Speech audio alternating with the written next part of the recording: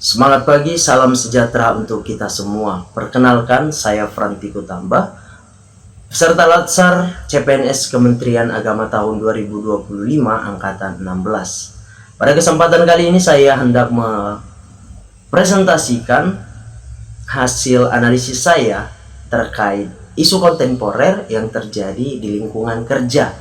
Khususnya saya sebagai penyuluh agama, tentu saja isu kontemporer yang saya angkat adalah hal-hal yang terjadi di lingkungan atau di tengah-tengah umat Katolik yang ada di Kabupaten Batubara. Adapun isu kontemporer yang saya angkat adalah yang pertama, kurang optimalnya bimbingan iman terhadap umat. Isu yang kedua, kurangnya tenaga penyuluh agama Katolik. Dan yang ketiga, kurangnya partisipasi umat dalam kegiatan menggereja. Pada dasarnya, tiga isu ini saling terkait satu dengan yang lain. Nah, berkaitan dengan isu yang saya angkat ini, ada beberapa fakta yang dapat saya lampirkan. Yang pertama, menurut data statistik atau data biduk yang ada di Keuskupan Agung Medan, umat Katolik yang ada di Batubara jumlahnya kurang lebih 10.000. Itu perhitungan jumlah umat terakhir tahun 2024. Kurang lebih 10.000 umat Katolik ini tersebar ke dalam 22 gereja stasi.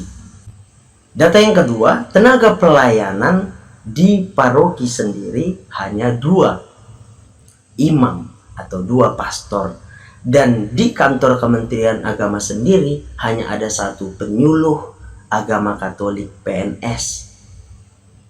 Data yang ketiga, sebelumnya terdapat beberapa jumlah penyuluh agama non PNS, tetapi saat ini jumlah penyuluh agama non PNS sangat minim, bahkan bisa dikatakan tidak terlihat lagi. Nah, data yang keempat, partisipasi umat. Jika saya melihat atau menurut pandangan saya, kurang lebih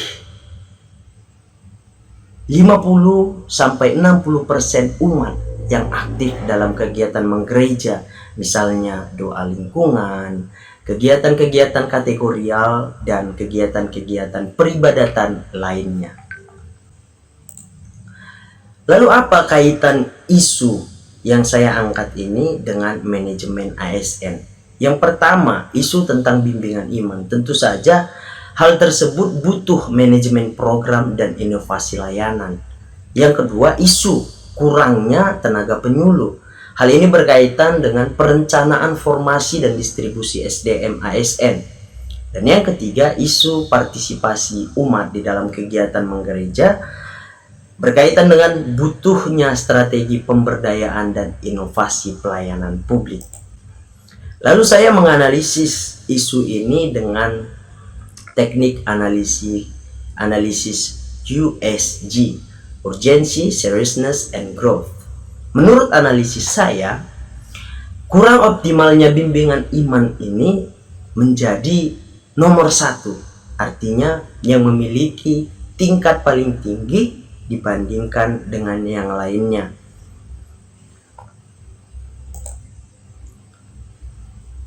Maka saya memilih core isu dari ketiganya adalah kurangnya bimbingan iman terhadap umat.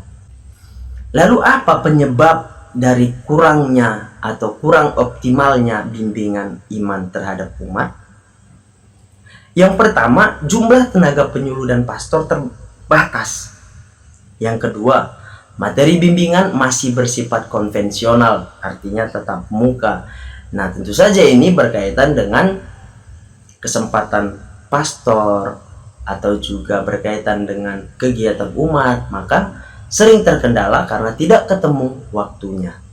Yang ketiga, umat tersebar luas di 22 gereja stasi, maka dengan 2 pastor dan 1 penyuluh agama PNS, tentu saja sangat sulit menjangkau semua umat.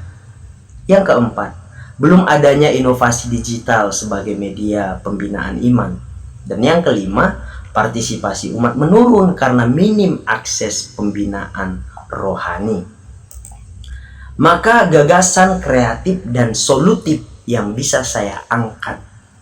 Yang pertama, digitalisasi materi iman seperti buklet digital, e-katekese, video renungan, podcast rohani. Nah, digitalisasi materi iman ini tentu saja dapat membuat bimbingan iman menjadi efektif. Artinya, umat yang tersebar di 22 stasi dengan kesibukan masing-masing masih dapat